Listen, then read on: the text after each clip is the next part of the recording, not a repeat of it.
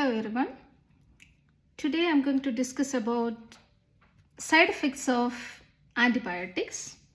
Some of the commonly prescribed antibiotics throughout the world is listed here. Starting from penicillin, amoxicillin, then cephalosporins, tetracycline, that's doxycycline, then the global blockbuster antibiotic, but it has a lot of side effects, the Fluoroquinolones, Levofloxacin, Moxifloxacin, etc.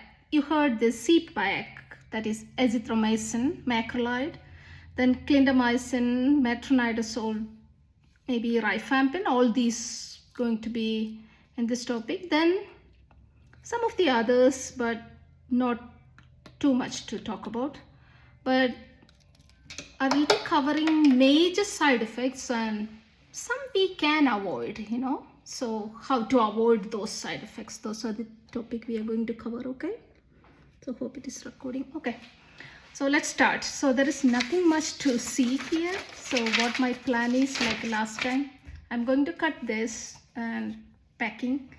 By that time, I'll talk about all this, okay? So I want you to listen like as a podcast if you are cooking or traveling or exercising. Listen to this and nothing else to watch here, okay? So unlike last time, that was purely entertainment video. I made it for pomegranate story, but there were some clinical studies we included.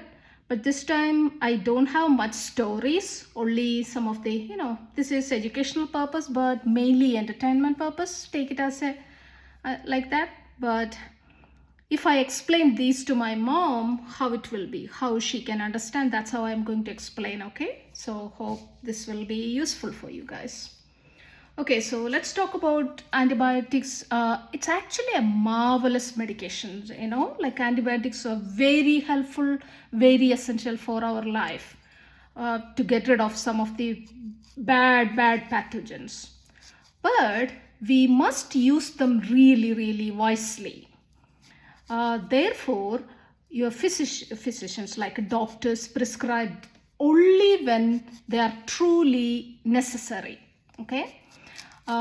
You must listen to them really carefully when they prescribe this antibiotics. Like they are going to give you some advices like what to avoid, what to do. So you have to follow all those. Those are very significant things. I'm going to mention some points here, okay, in this video, okay? Then doctors usually say that like what to do, what not to do while you are taking certain medications. So those are the things you have to really pay attention to, okay? The first thing first, this antibiotics means anti-life, right? Like they're actually killing certain pathogens. So pathogens means antibacterial drugs are commonly called antibiotics. Then there are antifungal agents and other antimicrobial drugs are there, right? But today's topic, I will be covering only antibacterial drugs, okay? Nothing else like antifungal, antiviral, all those I will not be covering, okay? Just to make sure.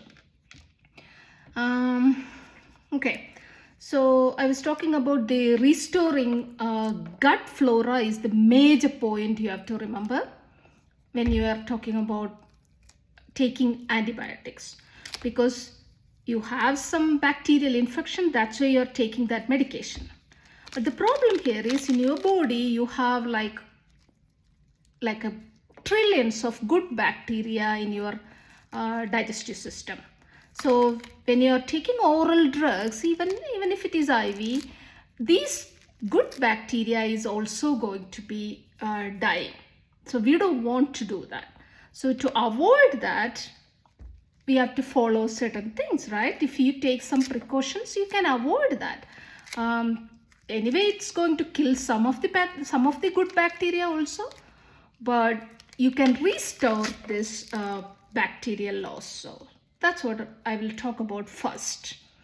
So why it's having these kind of side effects. The major reason is these antibiotics are non-selective. That means you cannot tell the drug to, okay, just go and kill only the pneumonia causing drug, like a bacteria or something like that. We are not in that level. Like maybe after 50, maybe it take another 25, 50 years to get like really specific antibiotics to kill certain bugs, you know. So therefore, we will have a lot of adverse effects like that, general adverse effects.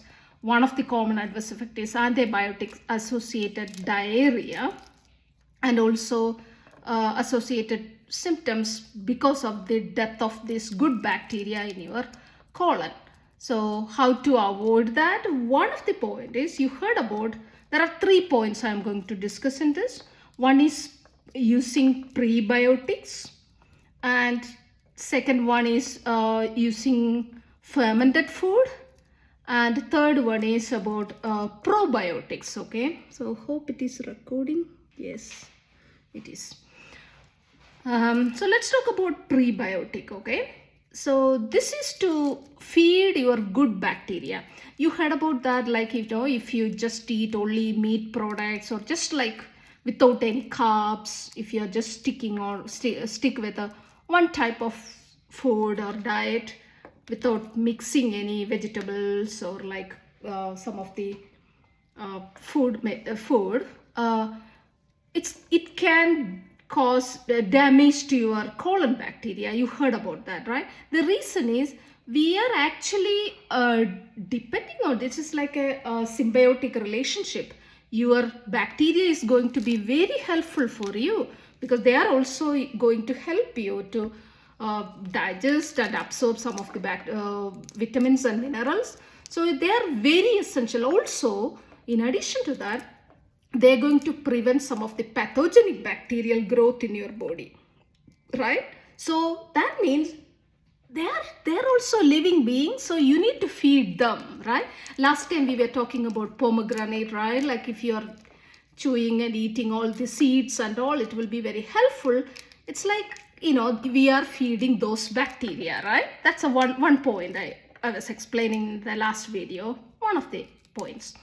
Similarly, you need to give some food to these bacteria. So especially when you take the antibiotics, it will be very important to take some of the food for them, you know, for the good bacteria. So what is a prebiotic? It is to feed good bacteria with one of the component called inulin. You may heard about inulin.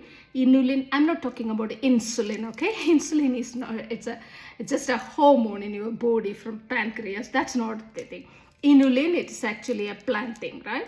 So the plants which produce or with more inulin will be very helpful. One of the examples I can tell you, that is onions, garlics, like artichoke, banana, sweet potato. Those are like really, really rich in inulin. And of course, you can Google and see what are the food with more inulin in it. And those food will be very helpful to feed your belly bacteria. Okay, so bacteria, like there's a lot of trillions of colon bacteria in your colon.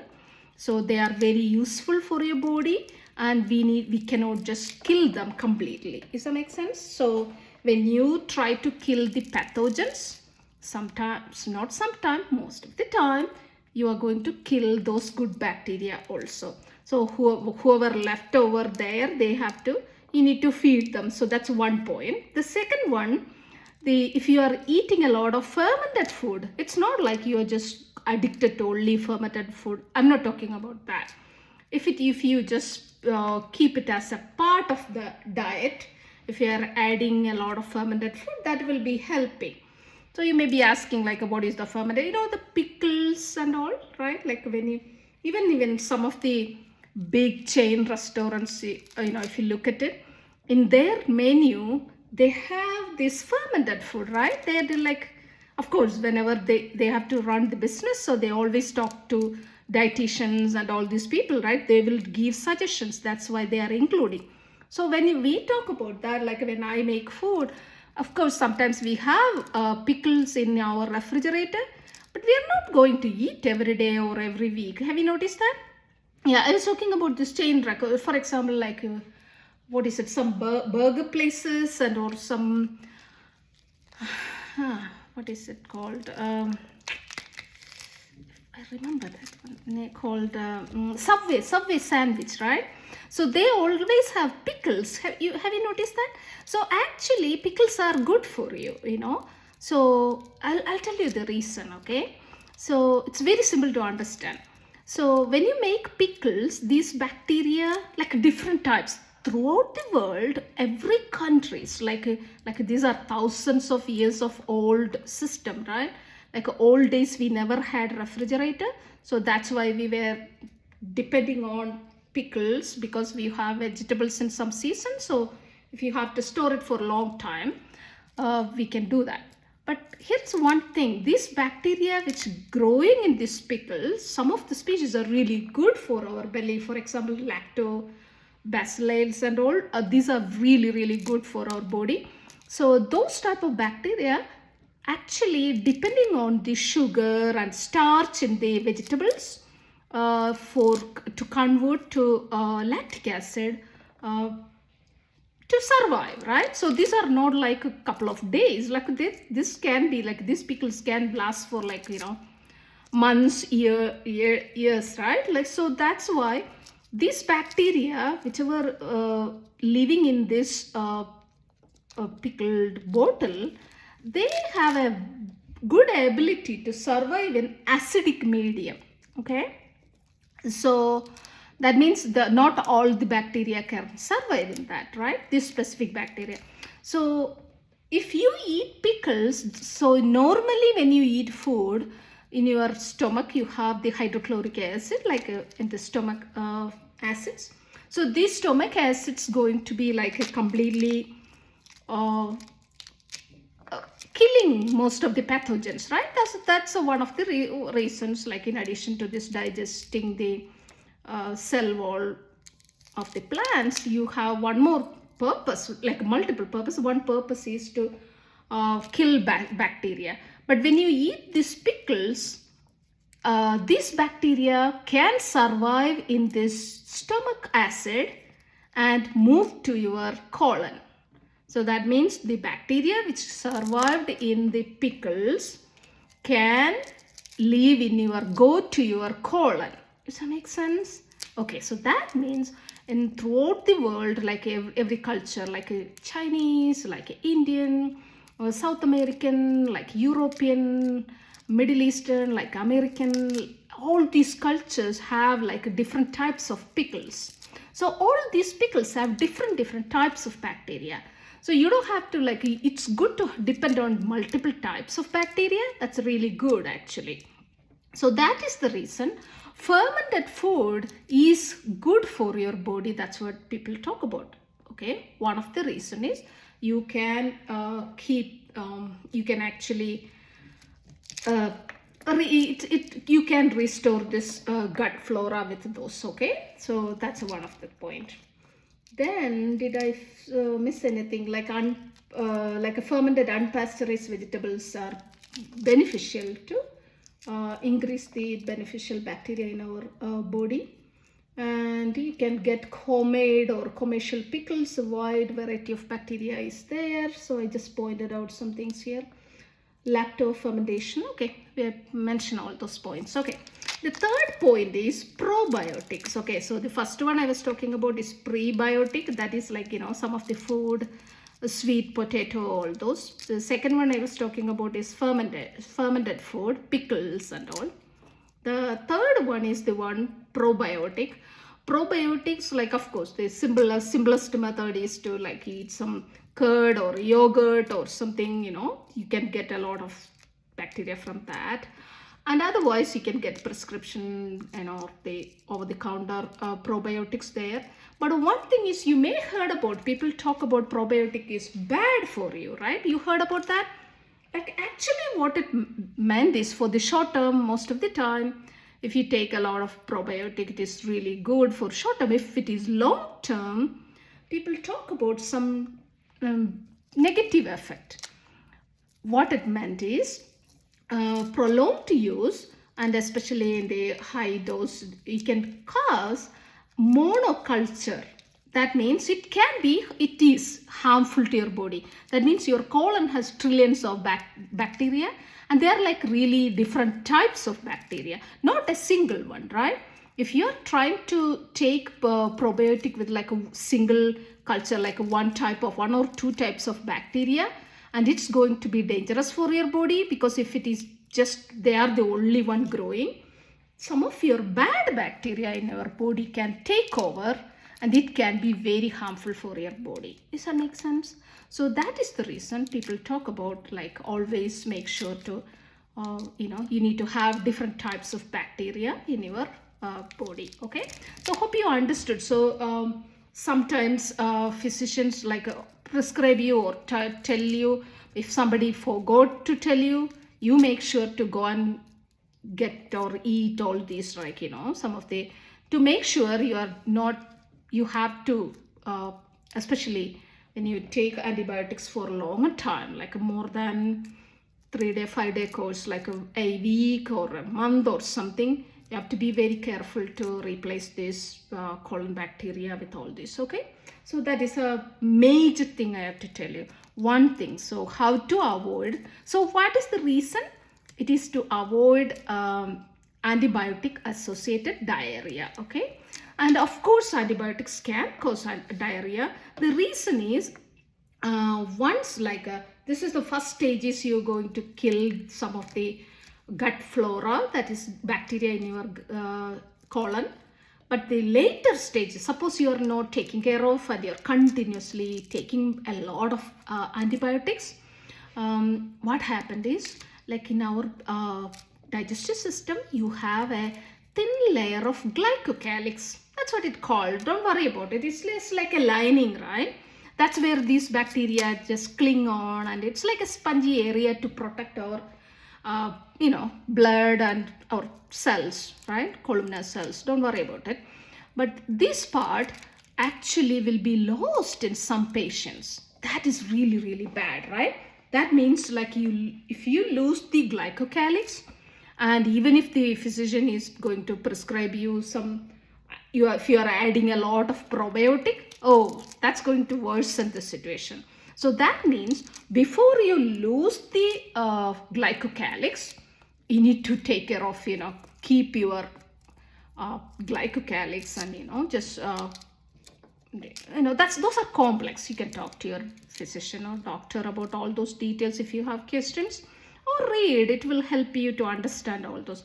But keep in mind, later stage people can lose the glycocalyx. Those will be like really, really bad situation. So that's the reason you wanted to maintain that part. And most of the time antibiotics, when you take all these precautions, so that it will be helpful. Drink a lot of water and sleep well. Those are the things. The reason is antibiotics is already stressing your bacteria, right? Like actually, because because why doctor prescribed antibiotics, because you had very bad bacteria growing in your body, right? So to kill that, they prescribed you antibiotics. But the good bacteria will die anyway. They are going to die. Some of them going to die. But how to avoid the stress to that little bacteria? One point to remember is, you can take like a good sleep and avoid stress and all. Like, why I mentioned that is, this relaxation and stressless days are very important, because otherwise these good bacteria are already getting this stress because of this toxic antibiotics, right? So I don't want you to like give them too much stress. So that's why doctor will always say that you take rest and all kind of, but because they don't have much time to explain all those, they don't repeat that every time. But sometimes we forget. So therefore you need to be even if the doctor is not telling you every time, I want you to remember that what to remember while you take certain drugs. Okay, so like these antibiotics and all, take rest so that our good bacteria get a little bit, relaxation, not too much stress and all kind of thing. Okay, so those are really complex things. Don't worry about it. So avoid stress and sleep really well. Those are two things. Then let's talk about each drugs, right?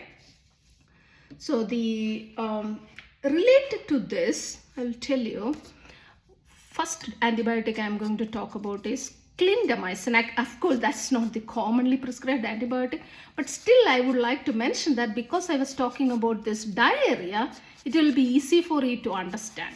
If anybody takes Clindamycin, this drug actually dentists prescribe a lot, right? Like the reason is you may get it. Of course, there are some specific diseases you can treat it with, like medical students learn like cloud above, metro below, like the conditions, like some of the infections above the diaphragm, or like anaerobic coverage is there. This drug can pass the blood. It can penetrate the bone. All these reasons, you may get this prescription. But keep in mind, this drug is not a bactericidal drug. I will mention that later, but keep in mind, this is a bacteriostatic drug. That means it's going to kill the bacteria by inhibiting the protein synthesis. Okay. Anyway, let's come to the adverse effects or side effect, right? So if a patient take Clindamycin, most common can be deadly also, but severe adverse effect is common also. Usually common adverse effects and a severe adverse effect will be different in most of the drugs, but this drug Clindamycin has most common and most severe. Both are like this is called c.diff diarrhea. So I'll tell you the reason, right? Before that, I'll tell you why dentists prescribe this a lot. I was talking about the reason is most commonly prescribed is like penicillin, amoxicillin and all. But amoxicillin, like penicillin, VK, all those are safest drug. But when a patient get penicillin allergy or like a beta-lactam allergy, like it's like I will mention that in future, maybe after finishing this section, maybe about the allergy. But keep in mind, if a patient has like a beta-lactam allergy and all, then they get this Clindamycin, or disease specific, right? What are the conditions specifically doctor may prescribe. So the problem here is when a person get Clindamycin, especially if it is an elderly patient, or if they are taking certain, like if they took Clindamycin like previously within 3 months, or like some other drugs also, I can mention that, like some of the beta-lactam and Fluoroquinolone, all those, but just stick with the Clindamycin. This drug's problem is this is going to be secreted into the bile a lot. Okay, so in our body, you take the drug every day to couple of, like it has shorter half-life, so you need to take more time, not once a day, right? So you take it. This has a enterohepatic circulation, so it's going to continuously secrete it into your intestine, that is in the small intestine, in the duodenum. Anyway, so just think that it is going to be there in your colon a lot. Okay, so the problem here is, even if after you stop this drug, it can recirculate into the GI tract, therefore it can kill most of the bacteria, like good bacteria in your body. But one problem is, many other antibiotics, even if they're going to kill it, it's just generally they're gonna kill all the bacteria, so it's fine. But this drug specifically cannot kill one of the bacteria called Clostridium. Old days they used to call Clostridium difficile. So new name is Clostridioides difficile. Clostridioides difficile, okay? So this bacteria, this is a bad bacteria. That's what you need to remember, right? So this bad bacteria is going to survive there and multiply a lot, and they are going to secrete a lot of endotoxins. These toxins are the one causing the damage to your that glycocalyx area. You know what I'm saying? You have a lot of columnar epithelial layer, one layer of cells, and then next stop is actually your blood vessels, and you know, all the lymph vessels and all kind of things. So if you are damaging your intestine, you can get really bad diarrhea. This bacteria are going to survive. So that is the reason, like especially in patients who are taking like a elderly, of course doctors always know this, like whenever they go to study any like medical school or like nursing, dental, all these, this is the commonly known thing. So every doctor know this. So if you get a clindamycin prescription, follow what doctor is saying. Does that make sense? So they're going to give you a lot of instruction. Follow with that to avoid this Clostridium. So the disease is called the Clostridioides difficile diarrhea, or C. diff diarrhea. I forgot the word. How can I forget? Okay. So it can actually kill all the good bacteria and make the bad bacteria to survive. That's the reason. Okay. So that is because it is associated with the antibiotic, because almost all the antibiotics can cause antibiotic associated diarrhea, but the C. diff diarrhea can be caused by most notorious drug is clindamycin. Okay, so that drug is done. Of course, you can get some like nausea, vomiting, or like a small other adverse effects, but common one is diarrhea. That's the clindamycin-induced one. So if you talk about in pregnancy, like actually this drug is well tolerated and not much adverse effects in pregnant female.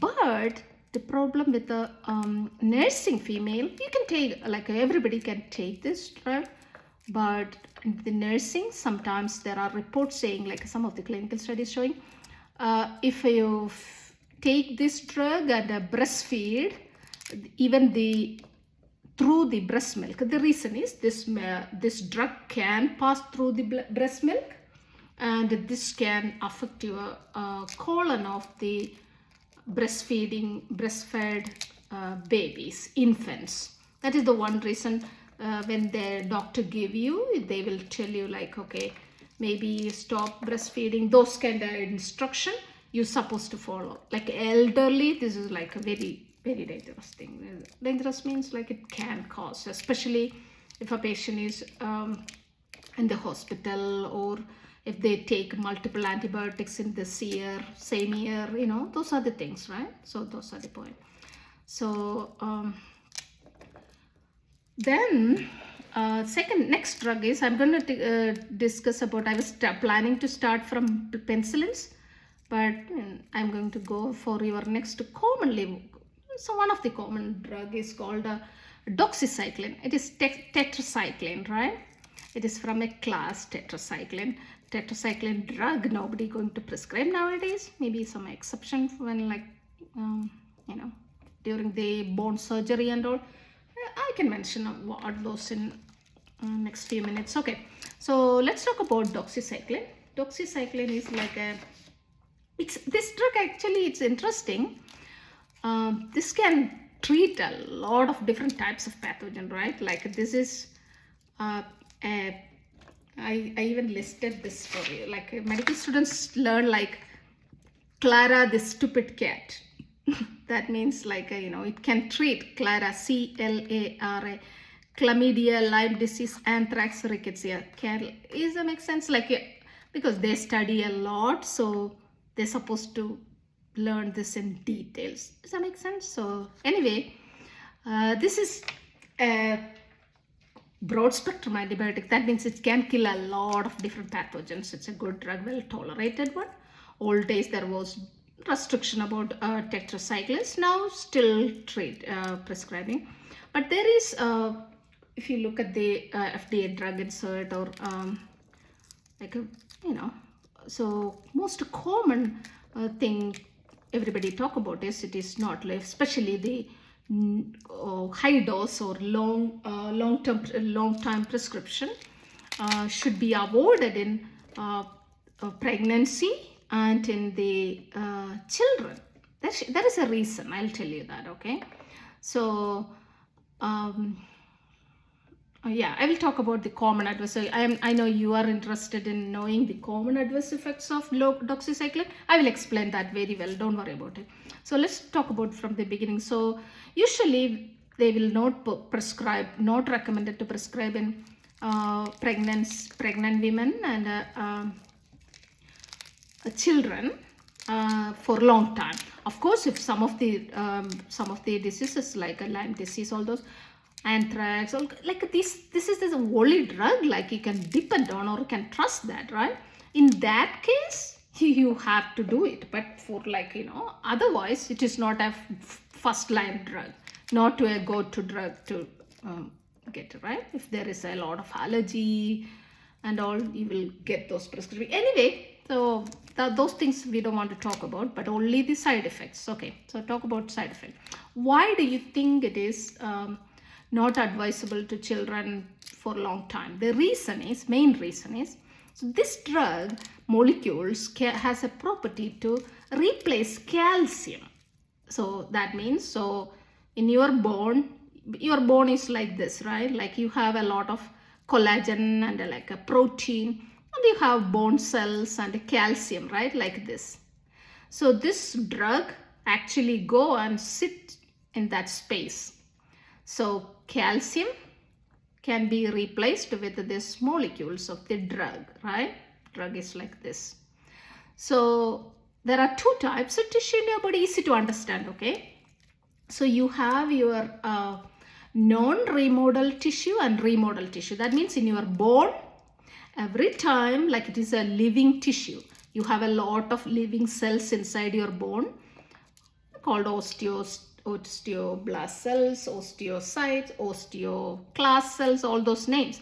But anyway, your like your bone cells actually remodel your bone. Therefore, even if here is in that space of the calcium, if the drug doxycycline or tetracycline is sitting there in the bone, it can be remodeled because the cells are going to get rid of this thing and put back the calcium. Okay, so everything is fine. So people will not get that much damage.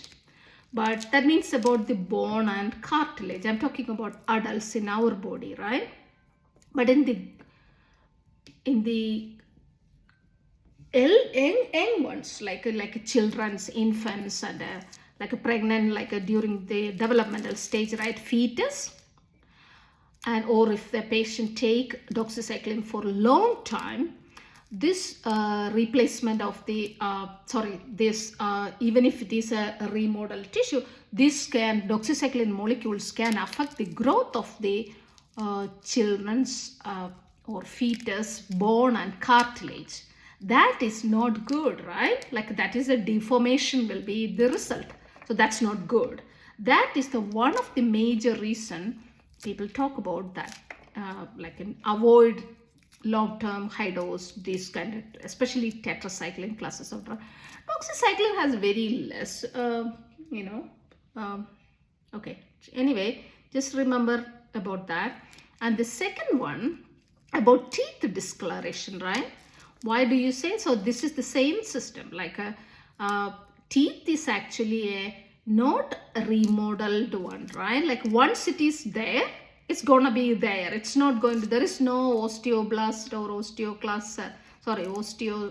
osteocytes sitting there in our teeth to remodel every year or every month. No, it is actually a permanent tissue. So therefore, these teeth discoloration can be result. For example, like that is usually not talking about doxycycline, but still I'm just mentioning doxycycline. That's why I'm mentioning. You may read or heard about the teeth discoloration, especially the tetracyclines, the class tetracycline.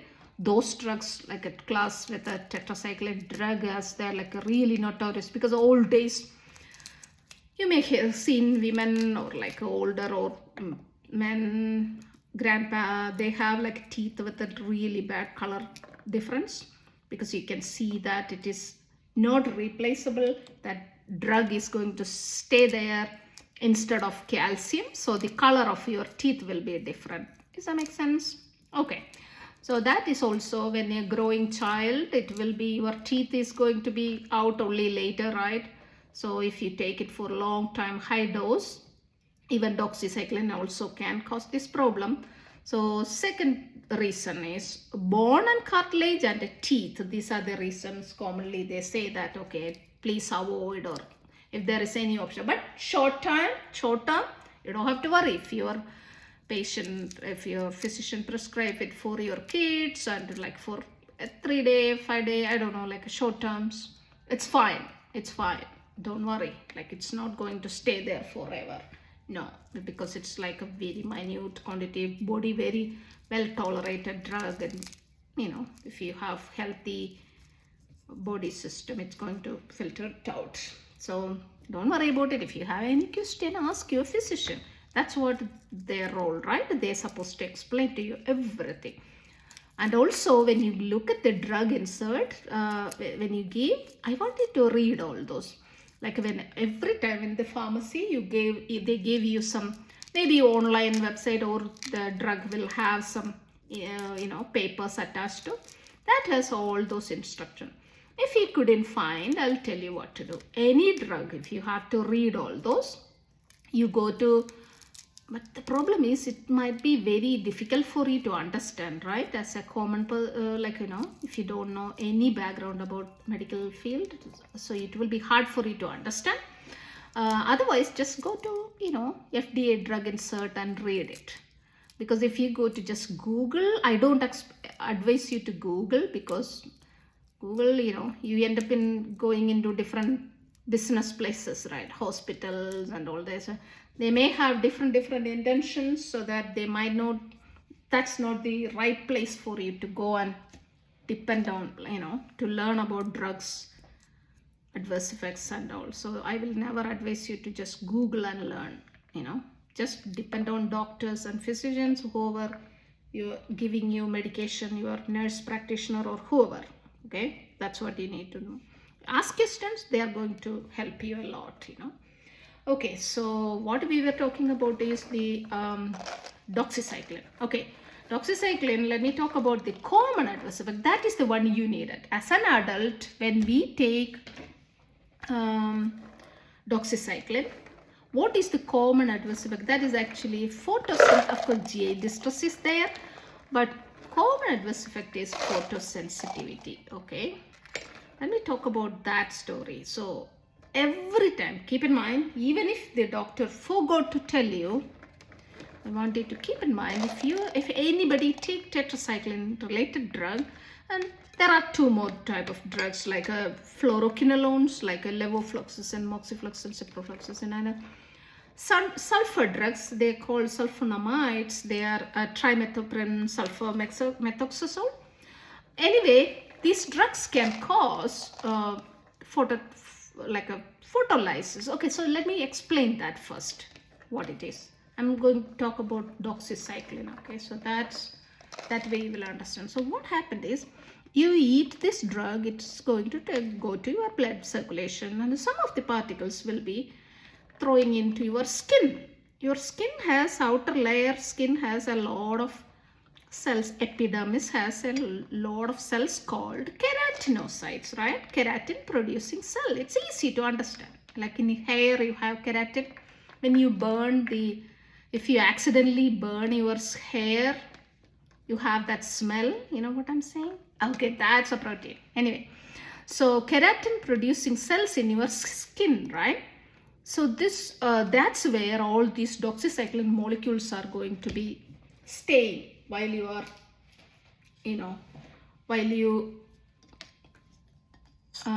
after you eat this drug, right? Some of them, I'm not talking about everything. This has a very good tissue distribution. Therefore, it is like absorbed very well and it's going to your bone and every part of your body. Does that make sense? So some of the molecules will be dumping into your skin. It's like a trash can. They're going to like, oh, we are busy with the blood is filled with this doxycycline. Let me keep it some in your skin and later we will pick it up and throw it out. Those are the details, things you don't have to worry about. Anyway, so the doxycycline actually deposit in your skin when it is in the skin's outer cells called keratinocyte. It's okay if you are staying inside the house. But when you go outside of the sunlight, under the UV radiation, doxycycline molecules going to activated by this UV radiation and change into I was deviating actually. Okay, change into, this is really heavy. It's making me laugh because it is so large and it is so heavy too. It has a lot of pomegranate seeds there, that's why. Okay, anyway, so this doxycycline actually under this UV light, it's going to activate into halogenated compound. That's all you need to remember, okay? Why doctor told you not to expose to sunlight when you were taking, or if when you got the prescription of doxycycline or something, right? Major reason is when it is exposed to sunlight, UV lights will break this drug down into halogenated compounds. These halogenated compounds are the one causing this. It's going to kill your keratinocytes. Does that make sense? So your keratinocytes are dead, and then also it's going to cause all this like like itching and like a reddish color, like all this problem. Skin is going to be damaging because of that exposure to sunlight. That is the reason doctor will tell you not to expose sunlight.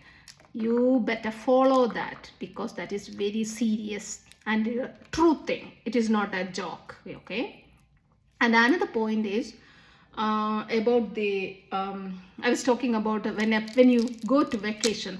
For example, I know I don't want to talk about the indications or like why you prescribe this drug or something, but I'm giving you one indication. Like I was talking about, this drug can be prescribed for traveler's diarrhea, atypical pneumonia, rickettsia, anthrax, Lyme disease, chlamydia, like a long list is there, right? So similarly, sometimes patients get it for malaria prophylaxis. Okay, this is not a drug for malaria treatment. Of course, it is a very slow acting drug. Therefore, you can get it as an additional drug with the quinine or something like that. You know what I'm saying? Like that's a different story. I'm not talking about that. I'm talking about the malarial prophylaxis. If a person is taking, like suppose you are going to international travel and you're going to, I don't know, like India, Afghanistan, like Mexico, or South America or Africa or somewhere, and you need a prophylactic drug. A reason, you don't want to get mosquito bite, and if the mosquito is carrying malarial parasite, you can get the malaria, right? So doctor will give you a prescription, some drug like, I don't know, like malaria, like a lot of drugs there, like don't worry about it. But if you get this drug, only problem with this one is this has to be taken every day, right? Like some drug like mefloquine or like some of the drug chloroquine, mefloquine, like you can take it once in a week, right? But this drug actually you need to take every day because of the half-life, shorter half-life, about 12 hours or something like that. So the doctor is going to tell you to take like, okay, every I don't know, whatever prescription you are getting, I'm sure they will tell you to take every day, right? So you better take it every day. The problem here is if you don't take it, if you get the mosquito bite and malarial parasite get into your body, people can get malaria, even if you take just 1 or 2 days and stop it. So if you are taking for us prophylaxis, you better take it for continuously. But why I mentioned that point is, usually if you are going to like, I don't know, Cancun, Mexico, or I don't know, or like what is it, Maldives, in the beach too, or Florida, or anywhere, right? Like in the beach to expose to sun, and you are taking a prophylactic agent, and if that prophylactic agent is this doxycycline, that doesn't make any, you know what I'm saying? Like doxycycline actually cause the phototoxicity. Therefore, you tell them you are going to vacation, you are going to expose to sun a lot. That means they're going to give you like a mefloquine or chloroquine, I don't know, whichever drug, like, you know, I suppose not to tell you. Atovacan, proguanil, whichever you're going to get anything else. Does that make sense? Okay. So what I'm saying is, if you're going for vacation or taking prophylactic drug doxycycline, please make sure to avoid sunlight, because phototoxicity will be there. Your skin will be completely, or wear full sleeve, and I don't know what are the, you need to get instruction from your physician. That is very important to protect your body. Okay, does that make sense? Okay, that is one of the doxycycline induced like a diarrhea point. Some people has like really gentle stomach, right? Like especially in the elderly, they can get diarrhea, actually GI distress, you know, belly, like some problems will be there. But not everybody, but you can see people getting that problem. So keep in mind, you may get that trouble also, but that's not like as deadly, but it depends. I cannot tell you anything. You call your doctor and ask all those details. Does that make sense? Okay, GI distress is actually sometimes, in some patients it is really common, but most common adverse effect or side effect is actually phototoxicity. Okay, so hope you understood. So if you wanted to know, I know you don't need to know all those, but usually like in medical and nursing students should know that. If you talk about chloroquine, you know, there is a drug which is prescribed for the malarial drug. Actually, you can give it for, like, get it for malaria prophylaxis. Or the chloroquine also can get the skin pruritus, skin itching and all, right? But that is not actually phototoxicity. That is not at all related to sunlight. That's not an antibiotic, so antibacterial drug. So that's the reason I don't want to mention. But still, if you are wondering, keep in mind the reason is doxycycline is actually damaging the keratinocyte of your skin, but chloroquine actually damaging your melanocyte. You heard about, right? Like your skin has color giving cells called melanocytes. So if the melanocytes are damaging, that is the reason. But that is the reason if a person takes chloroquine, even if they sit in your air-conditioned room inside the house, like without going into sunlight, still they can get that itching, okay, pruritus, and like, you know, if it is a dark skin person, if it is like a more risky. But that's a different story. I'm not talking about that with the doxycycline. Doxycycline, an entirely different story, okay? When you talk about side effects, those are like an entirely different story, okay? Anyway, so I think I mentioned that. Oh, one more point I'll tell you. So people talk about like don't take the same antibiotics like continuously for long time, or like if you already took the one of the antibiotics for 3 months before, like avoid it all. One of the reasons I can tell you, the reason is like doxycycline has that adverse effects, overgrowth of some of the pathogens. That is called super infection. So if you are trying to like get a medication, like you're thinking, oh, I can take this drug and it can cure you, so just give me the antibiotics. Maybe doctor is not going to give you. The reason is doctor know something, right? They know, they better know. They studied, right? So that's why they don't want to give you. There is a reason. So sometimes if you take that medication for a long time or like continuously, it can cause super infection. That means you can get like a overgrowth of other, like yeast, vaginal yeast infection, like a fungal infection, and or bacteria, right? Or like, you know, c.diff like a bad bacterial growth in your body. So to avoid, like you treat some, you kill some of the bacteria and you end up in growing some others. That is really, really bad for you, right? Like, so that's a reason you need to be very, take the antibiotics if it is necessary. If not, avoid. Okay, so those are the things doctors will know and they will tell you and take care of you, so you can trust them, you know. Anyway, next one, I think I talked about your I think I talked about all about doxycycline, you're supposed to know. And the next one in the list, let me see, here is the list. Clindamycin, doxycycline and metronidazole. That's what I was going to talk about. Okay, so, okay, if metronidazole, oh, I forgot to mention, that's why I gave you that paper earlier, you know. I put a paper in the display that was missing because you have a, I'll discuss that later because I have to wash my hand because it's a mess. Anyway, let's talk about metronidazole, right? So metronidazole has a lot of common adverse effects like this drug. It is a very commonly prescribed drug, right? Like it usually like a very good to kill anaerobes. This drug actually works well to kill the bacteria which live in the absence of oxygen. Does that make sense? And it is a well tolerated drug also, right?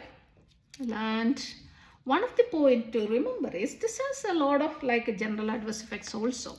It's also very cheap, you know. All the countries, like it is very cheap drug and well, very effective also. So you may get that prescription. Okay, what are the major things if you are taking metronidazole? Oh, keep in mind, like there are four or five things you must remember.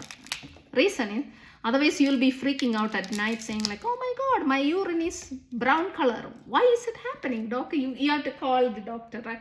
Don't worry. This drug actually produces that color, like its metabolite give the urine a dark brown color.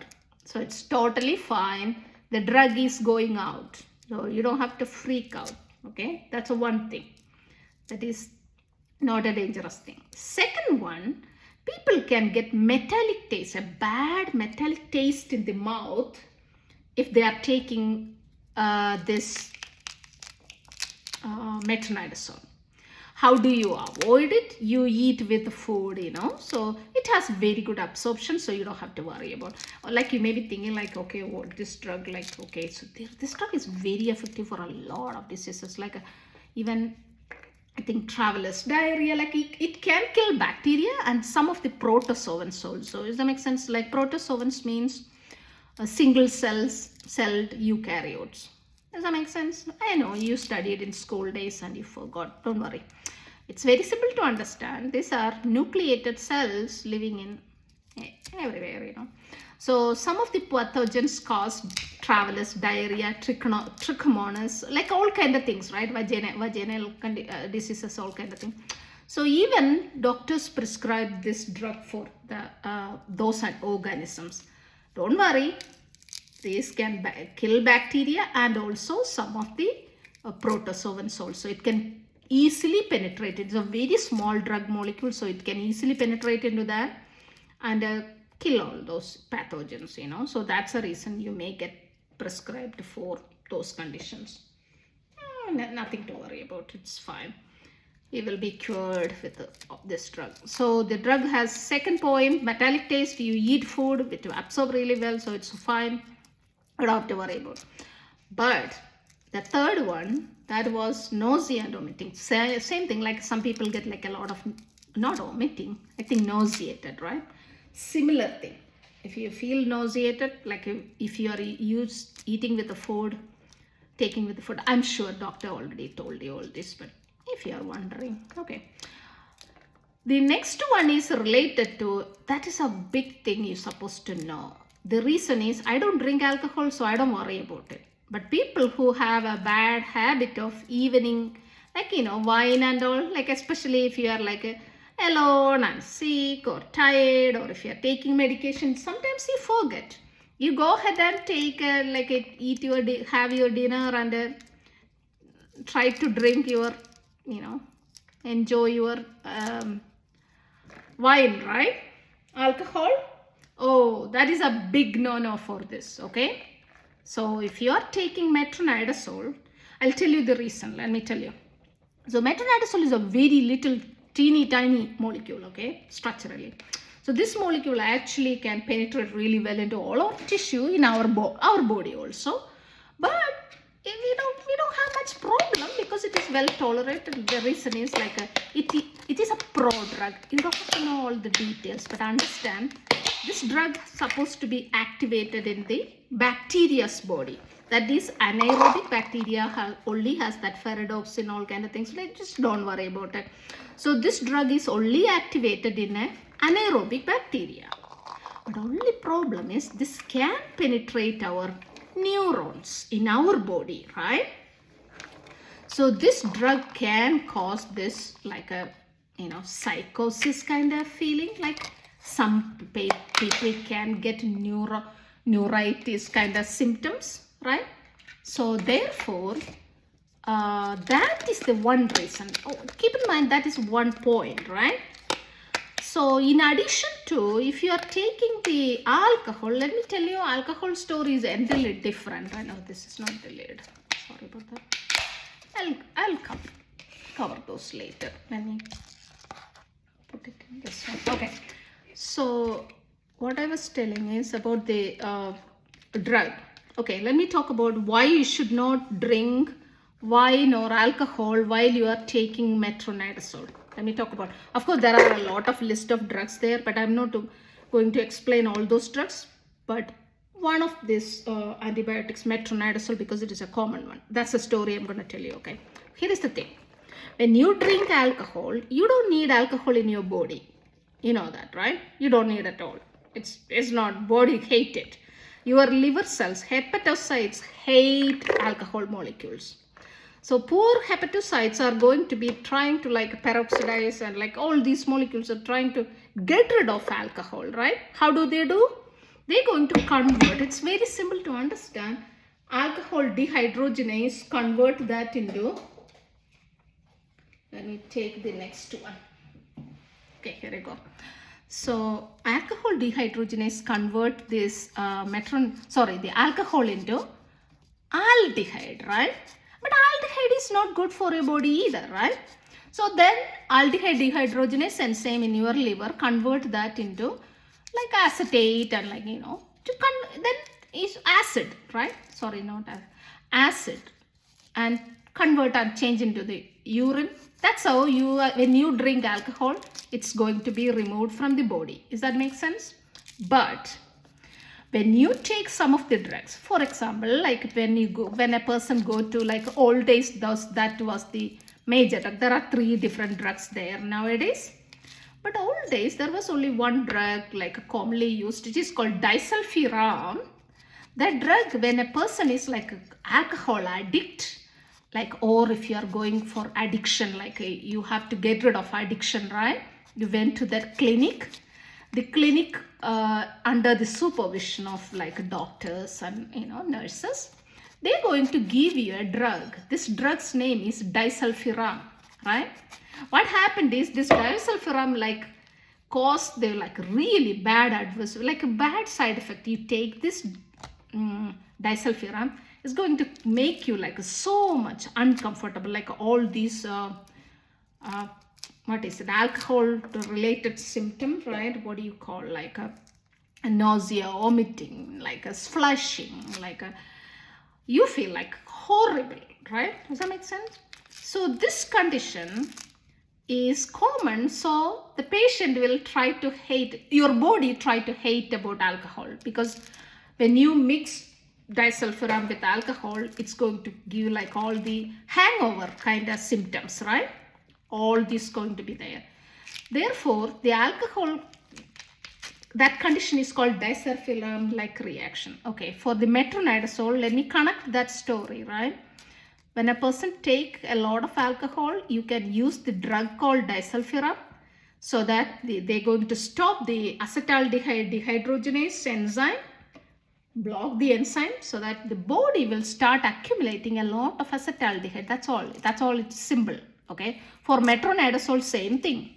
When you take metronidazole can stop acetaldehyde dehydrogenase enzyme in your liver. That's it. That's all. Simple answer. The problem is if you take alcohol, if you are drinking alcohol, you need acetaldehyde dehydrogenase enzyme to convert the alcohol and detoxify. Does that make sense?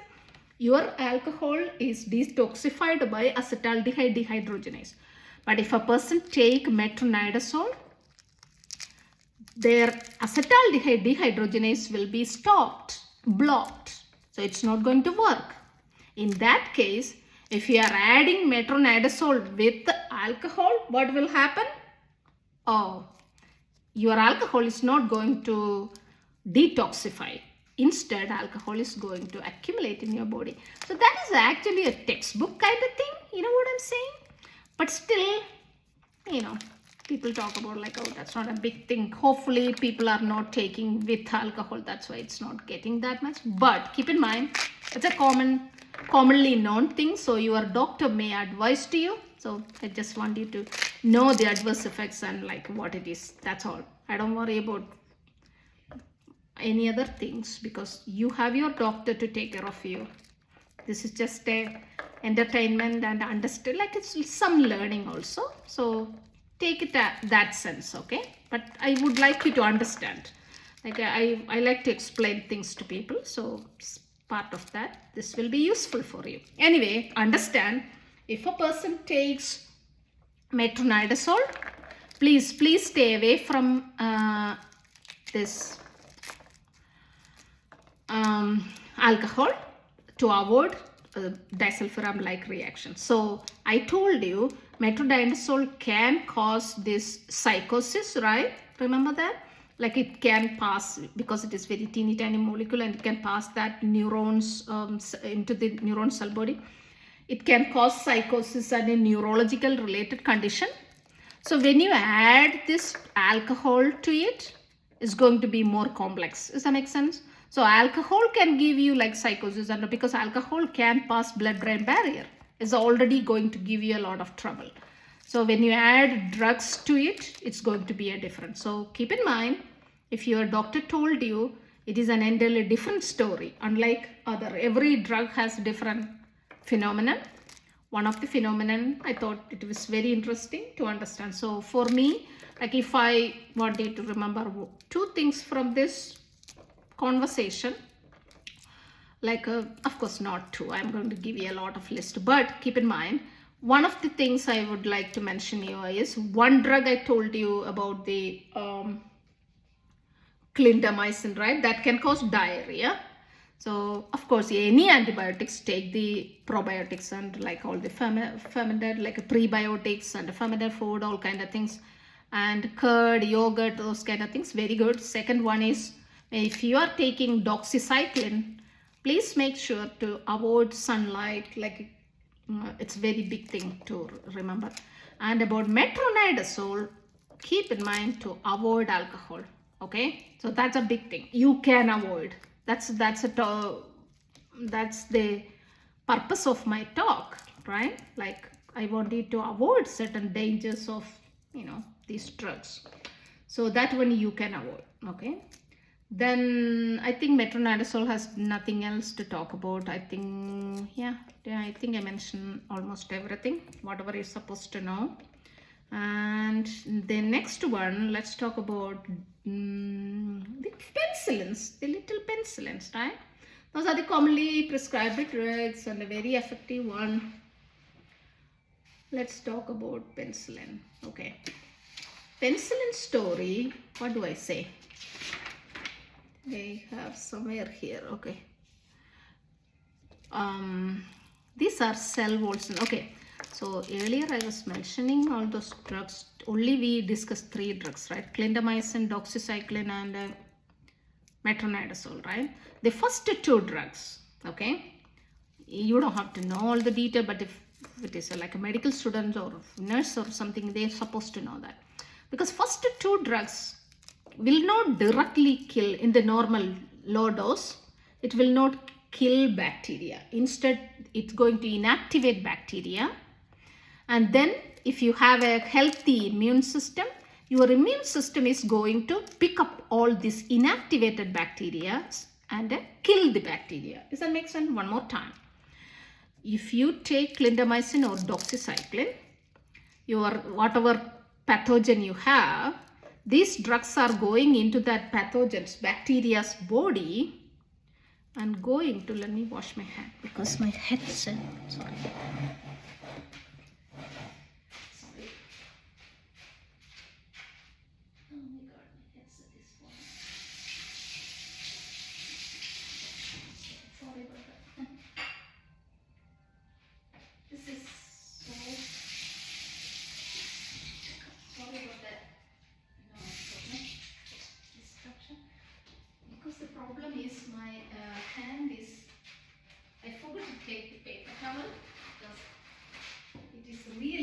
Color.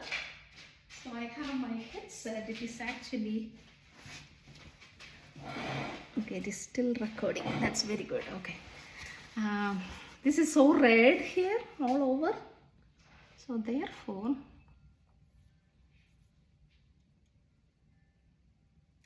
okay. So let's talk about it. I was talking about the in penicillins, right? Okay. About the clindamycin and doxycycline. Those two drugs actually not going to kill the bacteria, right? Instead, it's going to be inactivated. These drugs are going into the bacteria's body and just going to be, the bacteria is going to be so sick. It's like, it's kind of blind, you know, they cannot multiply. They inhibit the protein synthesis of the bacteria. So it's kind of like a half-dead bacteria will be in your blood or anywhere in your body, wherever the infection is. So if you have a normal, healthy immune system, your immune cells, white blood corpuscles, going to pick up all the bacteria because they stop the division, right? Cell division is stopped, so bacteria, your body cells, white blood cells are easily going to pick it up. Very good. Problem solved. You will be good to go. But the metronidazole, the next drug, and all these penicillins, cephalosporin, all these drugs, they are called beta-lactams. You may have heard about the term, right? Beta-lactam. And the drug we explained earlier, metronidazole, right? Those drugs, those are bactericidal. That means they are not bacteriostatic. That means they can kill the bacteria with that. It's like you are taking a bacteria and putting in like sulfuric acid or something. Does that make sense? Like it's just like killing. These chemicals will go and literally kill. Of course, mechanism is different. You don't have to worry about this metronidazole actually affecting the bacterial DNA. But this penicillins, we are talking about penicillins. Penicillin actually going to chop down all the cell wall. So if the bacteria is dividing in every 20 minutes, think about like if somebody is sick and their bacteria in every 20 minutes, I have like 100,000 bacteria in my body, and after next 20 minutes, if I don't take medication, it's going to multiply, right, into double, 200,000. So but if you take that penicillin or whichever drug, right? So it's going to block. So the penicillin going to stop all the cell wall synthesis, so that in the next, after 30 minutes, the bacteria is going to be like, they cannot reproduce because it cannot produce new cell wall. So it's going to die. But the problem with the penicillins are they have some, a lot of drug, because this bacteria is so tricky, they can produce a lot of enzymes to chop the penicillin out, you know, it's called beta-lactamase. So don't worry about those things. But what you have to know is there are two common side effects of penicillins. One is called, like it's just like a serious, right? It's a quick, like a fast reaction, IgE mediated one. It is called anaphylactic shock. That is like really, really life-threatening, right? That's really important to understand. Like if somebody has anaphylactic shock, it's like really dangerous, right? But That is only very less, like very, not like 1%, less than 1% of people get that. Not a common condition, keep in mind. But the common one is called rash production, right? Like, so let me talk about one example. Like you have like a penicillin VK, people get it, you know. Usually people can get diarrhea with that drug, you know. But amoxicillin is the commonly prescribed drug. You may have heard about amoxicillin, right? So amoxicillin, if a person, especially in children, right? Of course, children get this drug a lot, right? Get like a very well tolerated drug, right? What is the reason? In our body, why penicillin is still like first choice, right? Like we can trust, well tolerated, like it's an old drug, we can still trust. Reason. If you think about, in our body, we don't have a cell body. Bacteria has, sorry, we don't have a cell wall. I'm sorry about that. We don't have a cell wall, but bacteria has cell wall, right? So that means if you take a drug which can kill the cell wall, I don't have cell wall, so I am fine. My bacteria will be dying. Does that make sense? One of the logic to understand, you know. Maybe it will keep you better, keep you a little bit happy. So just understand, like I think that way, so that it will make me happy. So amoxicillin can kill bacterial cell wall. I don't have cell wall, so I am fine. But the problem is, it can also, some of the particles can accumulate in your skin and all this body, especially in children. Children's, you know that. Children's body try to excrete into the skin. But that time, T cell mediator, like, you know, interleukin production, you don't have to worry about. But eosinophil going to start causing, you know, problems and because of this chemical. They're going to freak out, right? You developed, little children's developed rashes, right? So penicillin, major serious life-threatening adverse effect is IgE-mediated anaphylactic shock. That is so rare. But IgG-mediated common rash is common in almost all the beta-lactams. But amoxicillin, it is common in children. It is called a maculopapular rash. Okay. So keep in mind, that is one of the condition. Because of that is eosinophilic action. The pink color little rashes, usually, like, you know, I have to tell you that because people are so scared and people think that, oh, that's my penicillin or beta-lactam allergy. No. In the second time, body has an adaptation. Second time, and like in consecutive time, most of the people have very less adverse effect. That means side effect will go down in patients when you take the second time and like in future. So if 1%, like in while a child had that, or if you had that rash because of amoxicillin, you don't have to worry about at all, because our body adapted to that body can recognize, and people can get mild rash and later it will be completely gone. That is the reason sometimes when you call the doctor and tell that, oh my God, my baby or kid has like a rash, they say like, yeah, it's fine. Like maybe after 3 days, like you have to take 1 more day medication. Doctor will say that how bad it is, and they will tell you, yeah, keep taking. I don't want you to freak out. The reason is like maybe the doctor is treating the bad pathogen in your body. You don't want that bad pathogen growing in the body of like ear or otitis. I don't know. Like what is the disease they are treating? That condition is cured. That's curing that condition is important. Little rash will be disappearing after some time. Does that make sense? So I don't want you to think that your doctor is stupid or something. No, it is not the reason. Because it is not that dangerous. Of course, it is so uncomfortable. But keep in mind, treating the original pathogen may be the important point, you know. That is like really dangerous. Otherwise, that's the reason you can keep taking. Or sometimes, of course, sometimes they switch medication to clindamycin or even cephalosporin, you know. Cefdinir, like I don't want to tell you all the names or anything, but remember penicillins, sometimes if you get rash, doctor will give you some other medication. Does that make sense? If it is really bad. Otherwise, I don't worry about it because it is killing bacterial cell wall. I don't have a cell wall, so I'll be happy. Okay, kill all the, break all the cell wall and kill the bacteria, right?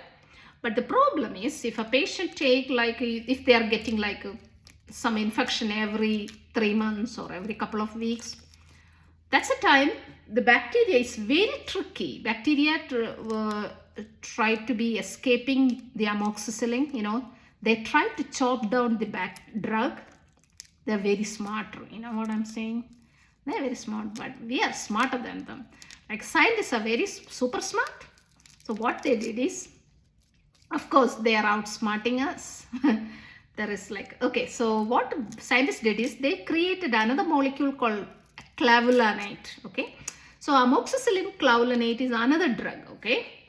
So if a patient is getting like a really resistance and if they are getting recurrent infection, they don't stick with amoxicillin, right? That's I told you, like a penicillin VK is a very safe drug. Amoxicillin has a broad spectrum activity, so that's why they go for that for some diseases. But even if it is a first line in most of the conditions, in some of the conditions in children, doctors will go for amoxicillin clavulanate. The reason, keep in mind, there should be reason. Okay, so reason, one of the major reason is about the resistance. To prevent the resistance, they give you. But the problem with that drug is clavulanate can cause diarrhea. Okay, compared to amoxicillin alone, clavulanate can cause diarrhea. So in that case, you need to tell the doctor, right? Oh, doctor, like whenever they take amoxicillin clavulanate, they are getting so much, or you are getting a lot of diarrhea and stuff. You need to mention that to your physician. Does that make sense? Understand, clavulanate can cause diarrhea. Okay, so that is a different story. Keep in mind. Then about the cephalosporin. So I think I mentioned the major penicillins. Then if I talk about, let me see, it is recording. Yep, it's like a bloodbath here, you know. When you talk about cephalosporin, Cephalaxin, Cefdinir, like children get those because it is sweet. Anyway, same adverse effects commonly, usually there is no cross reaction. So patients, especially in the third generation and all, there is not much. So don't worry about it. All those details, doctor will take care of all those. But there are drugs with the alcohol interaction in cephalosporin. So doctor may tell you like don't take alcohol. Like if there is like allergy, same thing. It's a well tolerated drug. Does that make sense? But keep in mind there is like anaphylactic shocks and allergy can be found in these drugs also. So that's all for general. If you know about penicillin, same thing about cephalosporin. But keep in mind if you are thinking about probiotic, this is like antibiotic. These drugs can also kill and eradicate your good bacteria. So that's a reason you have to be careful. Like that's why doctors won't over prescribe this drug at all, right? So I want you to understand why they are not giving certain drug. And also another point to understand, like especially for the rhinitis and all, if a person get like a cold, right, common cold, most of the time the common cold is viral. Causative agent is virus, right? So even if you are asking about drug, like a doctor, I want you to go to CDC website and read that. Does that make sense? You don't have to depend on anybody. Go to CDC website and read about that. You know, antibiotics, they have an antibiotic section. In that, very simple language, they put all these stories. So most of the cold is virus causing. So doctor will not prescribe antibiotics, so you don't have to worry about, you know what I'm saying? So those kind of things, it is simply presented in that. So I remember there in the website. So I remember seeing that couple of, I don't know when, but you can look at that. Does that make sense? Always you have to, if you are, especially the infectious diseases, all their papers and all those are very helpful for you to understand this. Like most of this nowadays they give like very simple explanation. Okay, so let's move on to the next one. So cephalosporin, I was talking about same thing, like sometimes you get like some of the like a big drugs, right? Cephalosporins for